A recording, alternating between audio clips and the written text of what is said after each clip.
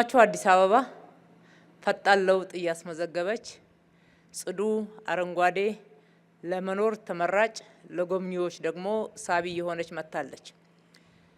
እያስመዘገበችው ባለችው ፈጣን የለውጥ ሂደት ውስጥ አንዱ መሰረታዊ ለውጥ መጣበት የምንለው የመኖሪያ ቤት አቅርቦት ነው። ከለውጡ ወዲህ ወደ 380 ሺህ የሚደርሱ የመኖሪያ ቤቶች አቅርቦት መጨመር ተችሏል።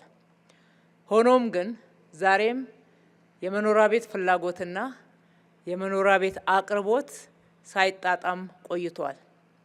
ከዚህ የተነሳ የመኖሪያ ቤት አቅርቦትን በከፍተኛ ሁኔታ ለመጨመር በርካታ አማራጮችን አቅደን በስትራቴጂያችን አጽድቀን የፖሊሲ አማራጮች ጭምር አይተን ጥረት እያደረግን ነው። የመኖሪያ ቤቶችን ለመጨመር የምናደርገው ጥረት በመንግስት ጥረት ብቻ የሚሳካ አይደለም። በርካታ የግሉ ዘርፍ እንዲሁም የቤት ልማቱ ተጠቃሚ ለመሆን የሚፈልጉ ዜጎችን ተሳትፎና ቁርጠኝነትን ይጠይቃል።